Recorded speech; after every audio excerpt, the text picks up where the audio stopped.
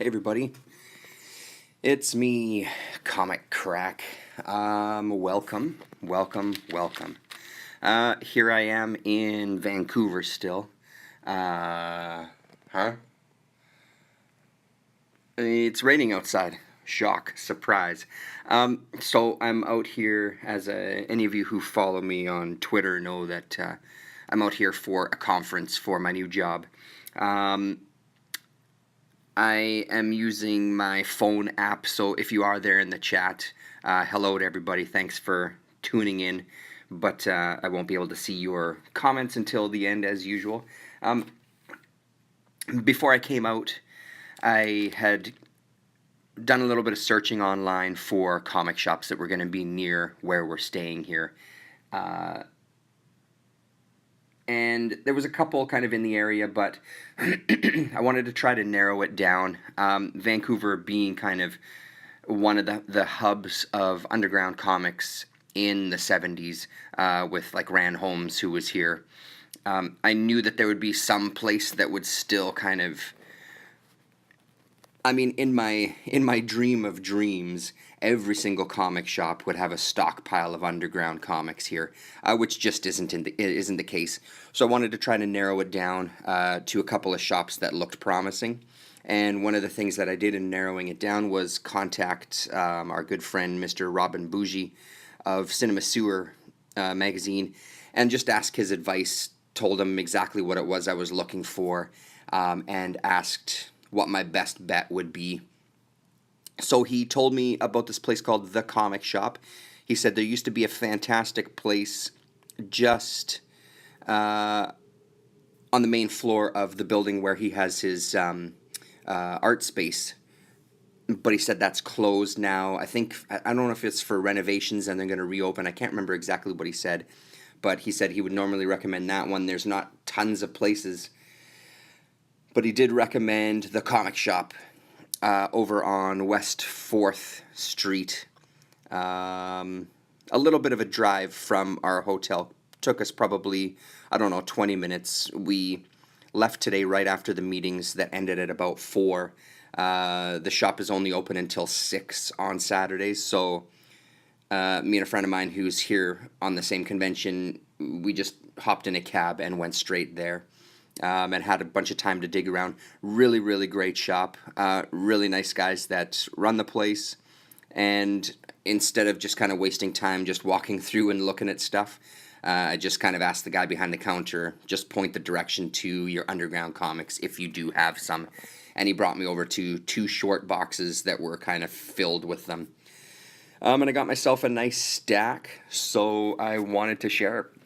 I guess first thing is first, thanks very much to Robin Bougie for the great recommendation. If you ever are in Vancouver and you're looking for a pretty good shop, The Comic Shop is what it's called. And they've got a bunch of great stuff, a lot of kind of graphic novels. They've got some back issues. They don't deal a lot with Silver Age back issues. They did have a couple of boxes of magazines as well, and there was a couple of older zine-style magazines in there. I think one of them was from 1969, and I'm kicking myself right this very moment because I was going to pick it up. I was looking through the store, and I was going to come back and have a better dig through those boxes, and I'm just realizing I never went back. Anyway, that's fine. I scored some really great stuff. I left a lot of it behind because it was just too much there. Some things that I do already own, and a couple of things that were just a little too pricey. Insect Fear is one of them that every time I see that online, it's pretty pricey. They had a copy of it there, and I think they had it priced at $30, something like that, which it's not unusual for that particular comic to go for that kind of price. But it was just something that I wasn't willing to pay, considering there was quite a lot there for, anywhere from like $3, $4, $5. I think I bought 1 or 2 books that were a little more pricey than that, but that was kind of the range. So here we go. Starting off with some Zap comics. This is issue number 7. And they were all in pretty good shape. Most with bags and boards. There were some that were just bagged, but even those ones were in pretty decent shape. So that's issue number 7. I'm not sure the printing, 75 center. It's not a first printing though. What else? Zap number 9. And this one's priced at $150, so that's a later printing as well too. The 10th anniversary issue. And then finally for the Zap number 10. With a really great cover. Love this cover. So a few more for the Zap Comics collection. I'm pretty close to having the entire run. So that's very cool. This one I saw for $2 and I couldn't resist. At the Winnipeg show, the Comic Arts Festival last year, there was a collection of Canadian comics, the Arctic Comics hardcover. And I think some of the stories that were in that are right here in this book. So it was $2. I haven't opened it up yet. I'm just kind of getting home now from having some amazing Chinese hot pot just down the road. But this is going to be one of the first ones that I look through because I'm pretty sure that this is where the stories came from, or one of the comics where the stories came from for that hardcover. Corporate Crime Comics. I've seen this online a bunch. $3 for this. Pretty decent shape, a little bit of spine roll there, but pretty great. Another printing of All Atomic Comics. Printing that I don't have. This is a $1 issue, so I think this is like a second or a third printing. So yeah. This one, that's pretty infamous for, I mean, it's a 3D deep comics. I know Jay-Z found a copy of this too sometime last year. It's kind of infamous for having pretty bad printing as far as the colors inside and it being really kind of dull looking. But I couldn't resist because it does come with the glasses. I couldn't resist, even though it was a couple of dollars more than I'm sure if I really dug, I could have found it somewhere else. But I'm okay with that. I think it was worth it. Another issue of Women's Comics, this one, number 5. It's a really great cover. There's the look at the back cover. This one I've seen online just recently, actually. They had multiple copies of this. They were both, I think there was 2 different copies. They were both $5 a piece. It's called It's a Dog's Life. Why are these dogs men? Shocking answers inside. Another last gasp. This I've never seen before. It's Only Rock and Roll Comics. With a pretty great cover. Adults only. And there's the bag. Like it? Yes, we do. Something called No Ducks. I think this is issue number 1. Does it say anywhere on the front there that I'm just not seeing? $1. I think it's issue number 1 anyway. They had a couple of copies of this one as well. And then No Ducks number 2 with a fantastic cover. I really, really dig this cover quite a bit. John Pound. Very, very cool. And then with ducks, we get Rubber Duck Tales. This is issue number 1.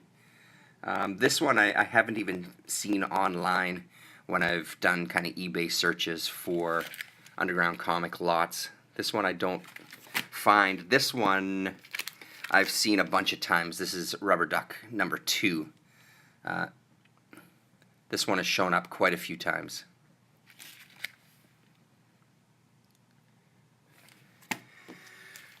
Forbidden Knowledge. This is number 2. I think I have another Forbidden Knowledge with a Robert Williams cover, I believe. That's that one. Ted, I think, is it Ted Geiser? Theodore Geiser?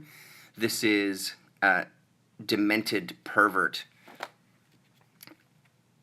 I think that this was one in that big haul of books that I got where a lot were water damaged. This was one of the ones that was so severely damaged that it went to the garbage just because of my fear of moldy elements entering the house. So it's nice to find a copy of this one. This one I've only seen online. This is Weird Trips magazine. And I usually see it for more than that $12 price tag. So I was glad to find this one for a mere $12. So that's very cool. And there's the back of that. So that's the stack. After we hit up that comic shop, we just kind of went for a walk and hit up a couple more places. There was a really good board game type place. And as we kept walking, we found a place called Zulu Records, record store, that just looked amazing. So went over and started browsing around. And at the back, they had attached it was like a DVD Blu-ray type of place. And lo and behold, who works there? Robin Bougie himself works there. He wasn't in when I was there, but Cinema Sewers all over the place. There was staff picks, and one of the staff pick sections was him with a little drawing by him. And they had some amazing, amazing Blu-rays and DVDs. So I couldn't resist picking something up. And I picked this up, who I don't know. Pardon me, I'm sorry. Alex de Renzi. I don't know the name. Maybe I should. But I haven't done any research on what else this guy has done. So this is a collection from a company called Vinegar Syndrome that usually deals in a little more adult-related material. And this has 3 of his documentaries. It's a double DVD set. And it just looked really great, and it was $20. So I couldn't pass it up. Innocence Abroad, a look at the sex trade throughout Western Europe in the wake of the sexual revolution. Innocence Abroad allows de Renzi's camera to investigate live sex shows, prostitution, and more, while contrasting the Europe of old with the progressive attitudes of the early 70s. One about weed, and one called Sexual Encounter Group. In his direct cinema chronicle of an encounter group unfolding in near real time, de Renzi examines the structure and methods of organized group sex and body realization. So 3 very educational films, I'm sure. Almost in the line of the Mondo type movies. This was what, 1970 and 1971. Yeah, so that'll be interesting. And like I said, that store was just chock filled with some incredible movies. A couple of like XXX collections that I guess Bougie did the design for, the packaging design, and those look pretty great too. It's not really something that I'm as much into, though, the XXX stuff, but they looked pretty tempting. As far as this was, just the material on it seemed like it was not really just a sex movie. It was just bizarre storylines and bizarre subject matter that just kind of had sex with them. But yeah, really great store. Was glad to have found that. Yeah, it was a good time. And then tonight we went out and found this hot pot restaurant, and they had a very traditional style hot pot broth that was spicy, and I got it the max that you could get, the spiciest that you could get. And I was asked numerous times, are you sure that this is what you wanted? Are you sure? Yes, it's what I wanted. And it was in my kind of making hot pot at home. In Winnipeg, there's a hot pot restaurant that we've been to a few times. This that I had tonight was the most legitimate stuff as far as my memories of having it in Beijing. This was identical to what it was like in Beijing. So I was talking to the waitress about it after. She's like, wow, I can't believe you guys ate all that, and it's too spicy for me. And I said, I really like the flavors because there's these kind of peppercorns with it. So it has this kind of, mixed with the chilies, it gives this almost sweetness, a really unique flavor, something that I just, to me, is Beijing. Like that taste of that soup, and specifically those peppercorns, are what, in my mind, really encompasses Beijing the most. So she was nice enough as we were going. She went to the back and she's like, here, these are for you. You take these home and you only put 5 in your soup. Only put 5, no more. And they'll last for a long time. They won't go bad. You could take those home. So it was pretty funny, pretty great. And the aroma that's coming off of these right now, even just sitting here, is just incredible. So I'm gonna have to pack that in with my luggage somehow. I don't quite know how I'm gonna transport the goods back to Winnipeg, but there you go. So thanks very much, everybody, for watching. And if you were there chatting, thanks very much for chatting. And we'll see you soon, I'm sure, when I'm back in Winnipeg. All right, take it easy. We'll talk to you.